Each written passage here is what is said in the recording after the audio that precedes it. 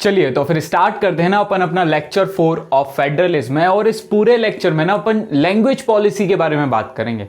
हाँ, language policy यानी इस पूरे में अपन देखेंगे किस तरीके से इंडिया ने ना अपनी लैंग्वेज को चूज किया। क्या एक पूरा सफर था, क्या ये आसान सफर था या बहुत ही ज्यादा मुश्किल। तो यार एक चीज याद रखना, जब इंडिया आजाद हुआ ना तो वो बहुत ही ज्यादा अस्त व्यस्त वाली सिचुएशन थी। ठीक है, पाकिस्तान अलग, इंडिया अलग, और एक प्रकार से बहुत ही ज्यादा गड़बड़ वाली सिचुएशन हो गई थी। और ये जानबूझ के किया गया था। माउंटबेटन जो व्यक्ति था, जो लास्ट वाइसरॉय था, ये लोग बहुत ही ज्यादा शातिर दिमाग के थे। ये लोग चाहते थे कि इंडिया इतनी बेकार स्थिति में आ जाए ना कि हम लोग वापस आए इंडिया पर रूल करने के लिए। और इसी पॉलिसी के तहत ना इसने क्या किया था, एक प्रकार से माउंटबेटन प्लान लेकर आए थे और इंडिया पाकिस्तान को अलग करने की कोशिश भी की थी। ऑल्दो वो तो उसने पूरी तरीके से सक्सेसफुली किया और उसका खामियाजा हम आज तक भुगत रहे हैं। ठीक है, अब बात करते हैं लैंग्वेज पॉलिसी के बारे में। तो क्या हुआ था, जब हम आजाद हुए ना तो हमारे पास एक बहुत बड़ा क्वेश्चन था कि इंडिया की नेशनल लैंग्वेज क्या होनी चाहिए। क्या वो हिंदी हो, जिसको बहुत बड़ा परसेंट, अप्रॉक्स 40% लोग उसको बोल रहा है। क्या वो उर्दू हो, जो एक बहुत इंपॉर्टेंट लैंग्वेज है। क्या वो हिंदुस्तानी हो। हिंदुस्तानी का मतलब होता है हिंदी प्लस उर्दू। जो आज हम लैंग्वेज यूज कर रहे हैं ना, वो ज्यादातर क्या है, हिंदुस्तानी है। कि बाजार जाके सामान लेकर आओ। व्हाट इज बाजार? बाजार इज उर्दू वर्ड। वकील से मिलने जाना है, वकील is which type of word, Urdu word. तो जो आज हम डेली इस्तेमाल कर रहे हैं ना, ये सारे वर्ड, ठीक है, अपना, आप, ये जहां तक सारे वर्ड ना लगभग क्या है, उर्दू वर्ड्स हैं। तो आज हम जो कॉमन लैंग्वेज बोल रहे हैं ना, वो हिंदुस्तानी है। तो क्या हुआ, इस चीज पे वोटिंग हुई और ये डिसाइड करने की बात आई कि which should be our national language. हमारी नेशनल लैंग्वेज क्या होनी चाहिए, हिंदी, उर्दू और हिंदुस्तानी। पर दिक्कत यहां पे क्या हो गई, पाकिस्तान ने ना अपनी नेशनल लैंग्वेज बना ली क्या, उर्दू।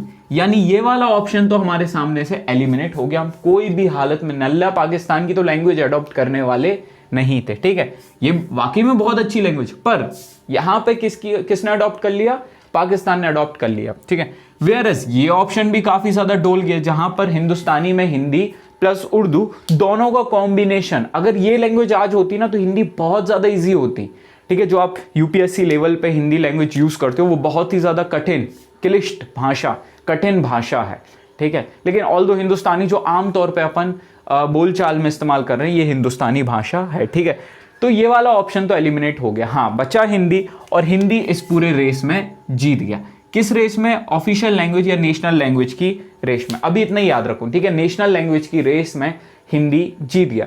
पर प्रॉब्लम क्या हुई, प्रॉब्लम ये हुई कि बहुत सारे लोग इसका विरोध करने लगे। ठीक है, ऑल्दो पहले के टाइम पे ना पार्लियामेंटेरियंस बहुत समझदार हुआ करते थे। एक बहुत ही अच्छे पार्लियामेंटेरियन स्टैंड हुए, खड़े हुए और कहे कि sir, president sir, that is mister Rajendra Prasad, if Hindi is our national language then crow should be our national bird. और सब लोग इस बात पे शेम कहने लगे कि शेम शेम शेम। तब उन्होंने एक्सप्लेन किया कि अगर आप नंबर बेसिस पे हिंदी को नेशनल लैंग्वेज बना रहे हो तो फिर नंबर बेसिस पे क्रो को नेशनल बर्ड बना दो, वो तो पिकॉक से बहुत ज्यादा है। तो यार बच्चे, ये सोचने वाला क्वेश्चन था लोगों के सामने कि ये व्यक्ति तो सही कह रहा है, क्योंकि हिंदी ना नॉन हिंदी बेल्ट जो साउथ के स्टेट थे ना, वो लोग इस चीज को जानते ही नहीं थे, हिंदी से उतना कंफर्टेबल नहीं थे। ना तो वो इंग्लिश से उतना कंफर्टेबल थे, ना तो वो हिंदी से उतना कंफर्टेबल थे।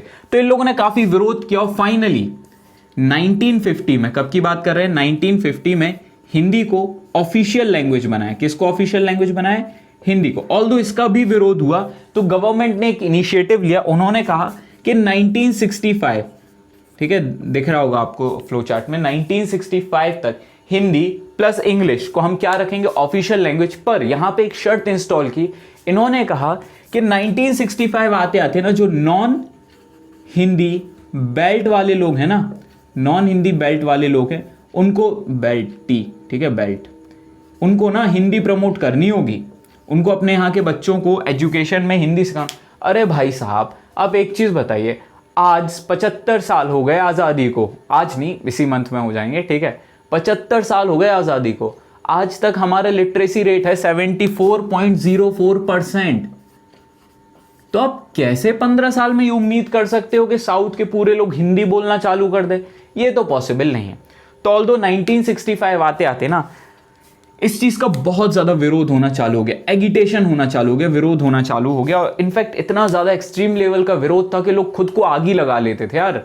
मतलब सोचो, नेशनलिज्म इस हद तक था, अपने रीजन के प्रति इस हद तक प्यार था, रीजनलिज्म भी कह सकते हो आप, कि लोग ना अपनी लैंग्वेज के लिए इतना पजेसिव हो जाते थे कि वो आग ही लगा लेते थे, खुद को सेल्फ सेक्रीफाइस कर लेते थे। ठीक है, याद है ना पोटी श्री रामुलु, इसके पहले वाले लेक्चर में अपन ने पढ़ा था किस तरीके से उन्होंने 56 डेज का फास्ट रखा और फाइनली सेल्फ सेक्रीफाइस के थ्रू उन्होंने एक first lingual state that is Andhra Pradesh को बनाने में सबसे बड़ी भूमिका निभाई बच्चों। ठीक है, तो ऐसे ही ना इस टाइम पे देखने को मिला 1965 आते आते बहुत ही बड़े लेवल पे लोग विरोध, स्पेशली साउथ स्टेट्स, विरोध करना चालू कर दिए कि यार no Hindi no English, we are not comfortable with this type of languages, why are you imposing us. ठीक है, क्यों हम पे इतना ज्यादा इम्पोज करने की आप कोशिश कर रहे हो। और ये काफी बड़ा इशू था और इस कारण से ना गवर्नमेंट ने फिर फाइनली डिसाइड किया कि we will not have concept of national language, national language का कंसेप्ट हम रखेंगे ही नहीं। देख रहे हो यार कितना अच्छा देश है, तुम मानो भाई साहब मानो, इंडिया से अच्छा देश ना हुआ है और ना कभी होगा। ठीक है, हाँ कुछ परिस्थितियां खराब हुई हैं, पर उस परिस्थिति को देखते हुए ना हम देश को बुरा नहीं बोल सकते। क्लियर हुई है बात। मतलब हमने नेशनल लैंग्वेज का ही कंसेप्ट गायब कर दिया, हमने कहा लेट इट बी, हम लोग रखेंगे अब सिर्फ ऑफिशियल लैंग्वेज। और बच्चे official language of the Indian constitution, मतलब ऑफिशियल लैंग्वेज हमारे इंडियन कॉन्स्टिट्यूशन के पार्ट 17 में है। किसमें? पार्ट 17 में है। ठीक है, और उसमें हिंदी इंग्लिश से रिलेटेड बात की गई है, हिंदी से रिलेटेड बात की गई है, आर्टिकल 343 ऐसे कर करके हर एक चीज के बारे में बताया गया है। ऑल्दो अब इसके अलावा बिना हम लोग ने 8th शेड्यूल बनाई, क्या नाम था इसका? 8th schedule apart from the constitution, जिसमें हम लोगों ने 22 लैंग्वेजेस को इंस्टॉल किया। हाँ, स्टार्टिंग में शायद अप्रोक्स 14 थी, लेकिन समय के साथ उसमें बहुत सारी लैंग्वेजेस को एड ऑन किया गया और आज इंडिया के पास 22 शेड्यूल लैंग्वेजेस हैं। ठीक है, 2 ऑफिशियल लैंग्वेजेस है, नेशनल लैंग्वेज। और यहां पे सबसे इंपॉर्टेंट, हमने भाई साहब स्टेट्स को ये अधिकार दे दिया, स्टेट्स को ये अधिकार दे दिया कि they can decide their own official language, वो अपनी राजकीय भाषा खुद डिसाइड कर सकते हैं, उन्हें कोई रोकने वाला नहीं है। सबसे इंपॉर्टेंट काम तो हमें ये लगा, क्योंकि हम क्या है, एक पावर शेयरिंग के कंसेप्ट को अडॉप्ट किए हैं। हम क्या है, एक फेडरल देश हैं। ठीक है, हम एक संघवाद देश हैं, और अगर संघवाद देश में ऐसे स्टेप नहीं होंगे ना, तो वो संघवाद कहलाएगा ही नहीं, वो फिर यूनिटरी देश कहलाएगा, और उस कारण से हमारी पूरी पॉलिसीज बिगड़ना चालू हो जाएंगी।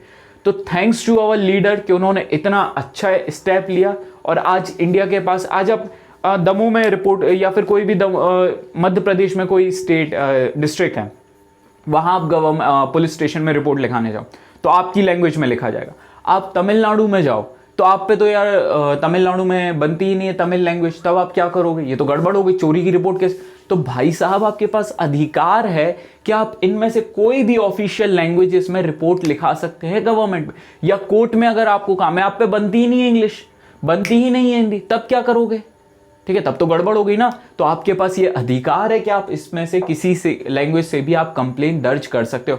ऑल्दो कंप्लेन से रिलेटेड एक बहुत अच्छी चीज याद आई है कि अगर पुलिस आपकी कंप्लेन नहीं लिखती है ना, या मना करती है, तो आप रिटर्न कंप्लेन, ठीक है, आप कंप्लेन लिखिए, आप आसपास के पोस्ट ऑफिस जाइए और पुलिस के लिए सेंड कर दीजिए, पुलिस स्टेशन के एड्रेस पे उस कंप्लेन को सेंड कर दीजिए।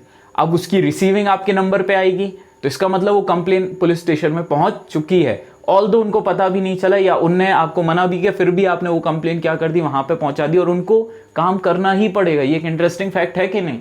तो बच्चे ये चीज याद रखना कि ये चीज होने से ना हमारे यहाँ पे एडमिनिस्ट्रेटिव सिस्टम आसान हुआ, कम्युनिकेशन सिस्टम आसान हुआ, ट्रेड आसान हुआ, पॉलिटिकल सिस्टम आसान हुआ, बहुत सारी चीजों में हमें फायदा मिला। तो इसके अगले वाले लेक्चर में हम लोग सेंटर स्टेट रिलेशन के बारे में बात करेंगे। So this was all for today, have a nice day, tata bye bye.